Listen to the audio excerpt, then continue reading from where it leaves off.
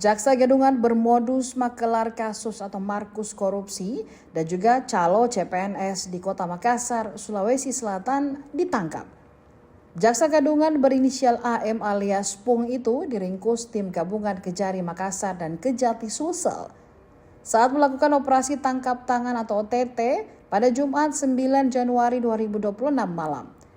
Ia diciduk bersama seorang P3K atau pegawai pemerintah dengan perjanjian kerja paruh waktu Balai Penataan Bangunan Prasarana dan Kawasan atau BPK Sulawesi Selatan inisial AR yang diduga berperan sebagai perantara.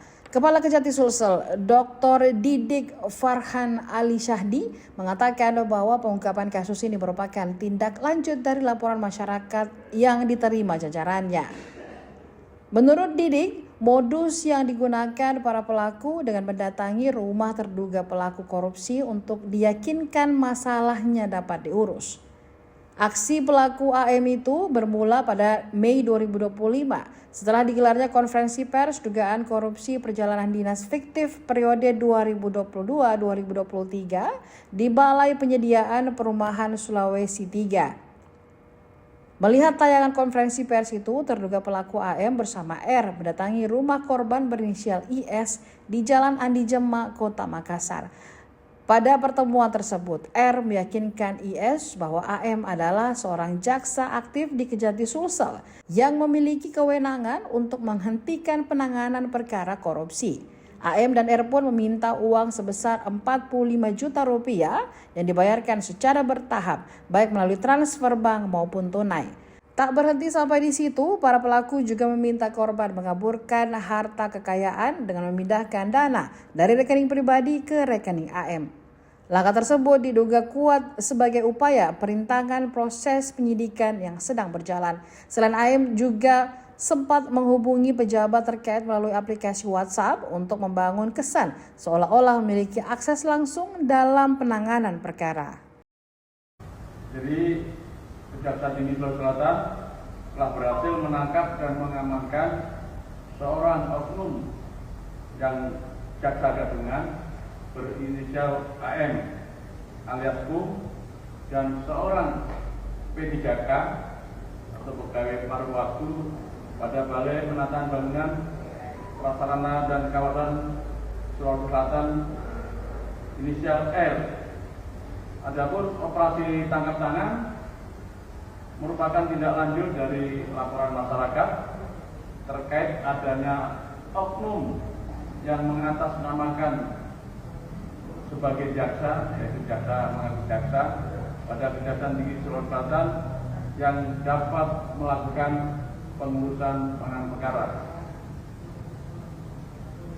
Jadi yang dilakukan oleh AM ini bermula pada Mei 2025 setelah Kejaksaan Tinggi mengumumkan atau mengadakan konferensi pers kasus dugaan korupsi perjalanan dinas fiktif periode 2022-2023 di Balai Penyediaan Perumahan Sulawesi III. Mendengar ada konferensi pers tersebut, terduga pelaku AM dibantu tenaga terduga pelaku R mendatangi rumah korban IS yang terkait korupsi di Balai Penyediaan Perumahan tersebut di rumahnya di Jalan Andi Jemak, Makassar. Dalam pertemuan tersebut, R meyakinkan IS bahwa AM seorang jaksa, padahal bukan seorang jaksa yang mengaku bertugas di Kejati Sulsel yang mampu menghentikan penanganan perkara korupsi yang ditangani Pitus Kejaksaan Tinggi Sulawesi Selatan. Atas pengakuan tersebut, pelaku minta imbalan sebesar 45 juta yang dibayarkan melalui transfer dan uang tunai.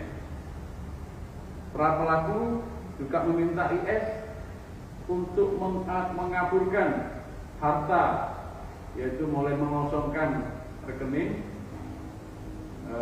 supaya diambil supaya tidak dilakukan penyitaan oleh Kejati Sulsel, juga menyembunyikan beberapa aset antara lain mobil, untuk disembunyikan supaya menghindari dari penyitaan oleh Kejati Sulawesi Selatan.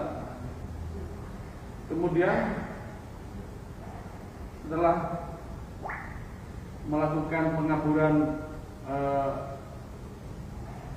uang yang dimiliki AS tersebut dengan cara mengambil tunai dan juga transfer, sehingga dianggap ini adalah upaya perintangan dalam proses penyidikan. Pelaku AM ini juga dari hasil penggeledahan yang dilakukan, ternyata telah melakukan beberapa kali WA kepada pejabat yang terkait dalam kasus korupsi bibit nanas.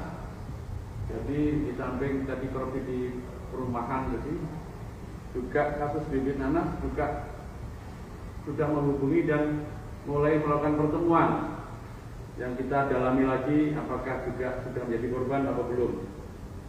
Di samping itu juga AM ini ternyata juga menawarkan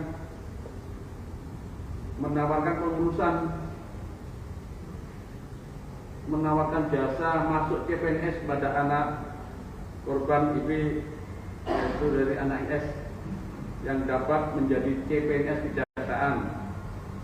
Untuk meyakinkan korban, pelaku melakukan serangkaian kebohongan, diantara meminta uang mulai Juni sampai Oktober 2025 total 170 juta sebagai biaya.